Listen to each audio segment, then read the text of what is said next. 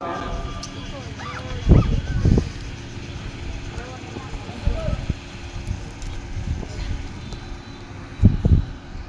হচ্ছে না,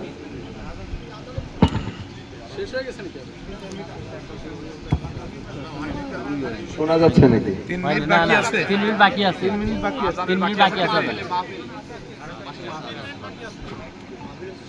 এমন একটি ব্যতিক্রমধর্মী আয়োজন আজকের এটা, যেটা ইউজুয়ালি দেখা যায় না।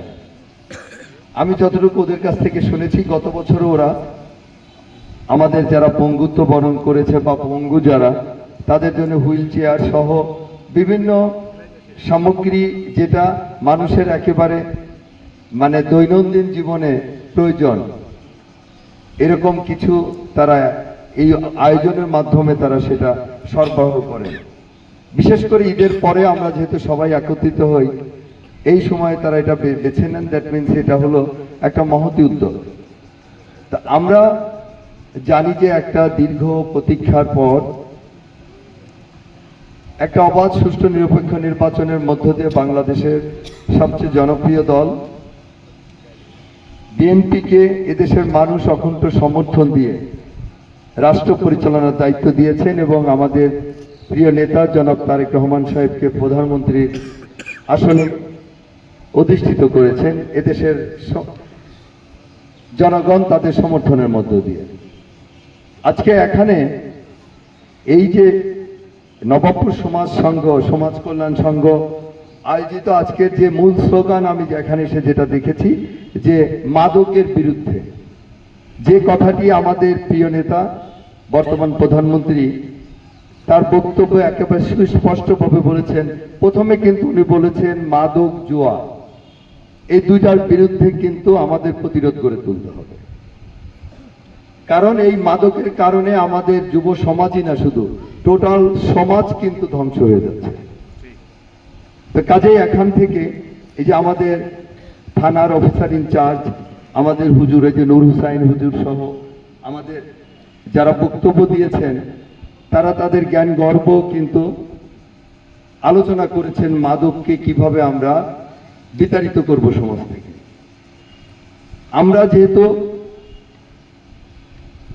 ম্যাক্সিমাম জনগণের সমর্থন নিয়ে রাষ্ট্র পরিচালনার সুযোগ আমাদের দেয়া হয়েছে, সেই জায়গায় আমাদের সরকার প্রধান যেহেতু এটার বিরুদ্ধে জিহাদ ঘোষণা করেছেন, তাহলে আমাদেরও সবাইকে একের সমস্বরে প্রতিটা ঘর থেকে যদি আমরা এটার বিরুদ্ধে প্রতিরোধ গড়ে তুলি, তাহলে মাদক ব্যবসায়ীরা যত শক্তিশালী হন না কেন, কোনো সুযোগ নেই তাদেরকে যে মাদক কারবারি অথবা মাদক সেবনকারী, তারা কোনোভাবেই কিন্তু এত শক্তিশালী না যে রাষ্ট্রের বিরুদ্ধে তারা বিজয়ী হবে, এরকম কোনো সুযোগ নেই। ঠিক, রাষ্ট্র বলতে এটা বোঝাচ্ছি যে সমগ্র জনগণই তো আসলে রাষ্ট্র, রাষ্ট্রের মালিকানা তো জনগণের। তা ম্যাক্সিমাম জনগণের সমর্থন নিয়ে যেহেতু বর্তমান সরকার পরিচালিত হচ্ছে, তা কাজেই সরকার যেহেতু এটার বিরুদ্ধে জিহাদ ঘোষণা করেছে, কাজেই মাদক কারবারি বা মাদক সেবনকারীদেরকে যে কোনো মূল্যে এই পথ থেকে সরে আসতে হবে। হয় তাদেরকে এখান থেকে সরে আসতে হবে, না হলে দেশের প্রচলিত আইন অনুযায়ী তাদের বিরুদ্ধে কিন্তু ব্যবস্থা নেওয়া হবে। এতে এই ব্যাপারে কোনো রকম কিন্তু ছাড় দেওয়া হবে না। এই যে আমাদের অফিসার ইনচার্জ বলেছেন, মাঝে মাঝে আমার সঙ্গে তার কথা হয়, তাদের পুলিশ সুপারের কথা হচ্ছে, এবং এই ব্যাপারে সবাই আন্তরিক, কোনোভাবেই এদেরকে কিন্তু ছাড় দেওয়ার সুযোগ নেই। আমরা বিশেষ করে এই নবাবপুরে যেহেতু দাঁড়িয়ে কথা বলছি, নবাবপুরে এই মাদকের বিষয়ে অনেক অভিযোগ অনুযোগ আছে, অনেকের বিরুদ্ধে কিন্তু অনেক কথা আছে। আমরা আসলে এখনো চেষ্টা করছি যে জনসমক্ষে অথবা প্রচলিত আইনে তাদেরকে নেয়ার আগে তাদেরকে বারবার বলা হচ্ছে আপনারা এখান থেকে সরে আসুন। আমরা কিন্তু জানি কারা কি করছে, আমরা তাদেরকে বারবার সুযোগ দিচ্ছি এই কারণে যে তারা অনেক সময় অনেক রাজনৈতিক দলের আশ্রয় প্রশ্রয়ে তারা এটা নিজেদেরকে এত ক্ষমতাশালী মনে করেন যে হয়তো আমি আইনের ঊর্ধ্বে, আমাকে আইন স্পর্শ করতে পারবে না, কিন্তু তারা বোকার স্বর্গরাজ্যে বাস করছে। কোনো সুযোগ নেই, আপনি সে যত বড় নেতাই হন না কেন। আপনাকে কিন্তু কোনোভাবেই আইন আপনাকে ছেড়ে দেবে না। আমাদের শেষবারের মতো আমি আজকে এখানে আজকের এই যেহেতু এটা একেবারে টোটালি মাদকের বিরুদ্ধে একটা মানে আজকে তাদের যে এই যে নবাবপুর সমাজ কল্যাণ সংঘে বিশেষ করে আজকে তাদের যে থিম নিয়ে তারা আজকে কাজ করছে বিশেষ করে যে মাদকের বিরুদ্ধে, এই জন্য আমি এখানে দাঁড়িয়ে আমি আবারও আহ্বান জানাবো যারাই এই কাজের সাথে ব্যবসা হিসাবে পেশা হিসাবে দিচ্ছেন, এটা কোনো পেশা হতে পারে না, এটা কোনো পেশা হতে পারে না, যত টাকাই সেটাই থাকুক।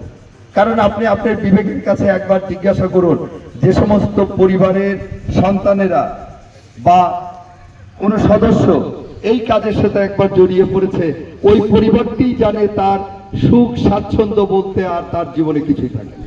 ঠিক। তো তাহলে কেন এই সাময়িক কিছু লাভের জন্য কেন আমরা এই পেশা বেছে নেব? কত পেশা আছে একদম হালাল উপায়ে ন্যায়সঙ্গত ভাবে আমরা অনেক কিছু করতে পারি, তাহলে কেন এই এমনিতে এটা একেবারে সমাজ বিনষ্ট করা এবং একটা বলা যায় যে ঝুঁকিপূর্ণ সর্বোচ্চ ঝুঁকি, তাহলে সেই কাজটা আমরা কেন করব?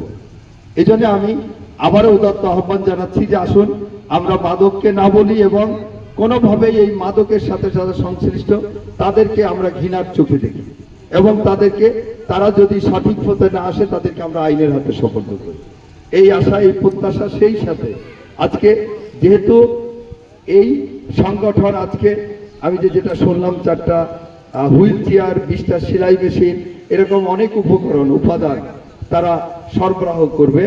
আমরা এই সংগঠনের এই যে একটা অরাজনৈতিক সংগঠন তারা যে সেবামূলক কাজ করছে এই সংগঠনের উত্তরোত্তর সাফল্য কামনা করে, সেই সাথে যেহেতু আমাদের এখানে অনেক ইমাম আলেম ওলামারা রয়েছে, আমরা আসলে এটা আগেই বলার দরকার ছিল, আমাদের হুজুর আজকের প্রধান অতিথি, যে ওনারা যেমন একটা রাষ্ট্রে ঘুণে ধরা রাষ্ট্রকে তারা একটা লাইনে উঠানোর জন্য গত 12ই ফেব্রুয়ারি তারা যে ভূমিকা রেখেছে, সেই জায়গায় আমাদের দলও কিন্তু নির্বাচনের ইশতেহার অনুযায়ী প্রতিশ্রুতি অনুযায়ী আপনারা জানেন যে ঈদের আগেই আমাদের দলের যে কমিটমেন্ট ছিল, ইমাম মুয়াজ্জিন, আমাদের যারা পুরোহিত, যারা অধ্যক্ষ, আমরা বিভিন্ন ধর্মের যারা এই ধর্মীয় পরিচালনা করার দায়িত্বে থাকেন, আমাদের দল কিন্তু রাষ্ট্র পরিচালনার সুযোগ পেয়ে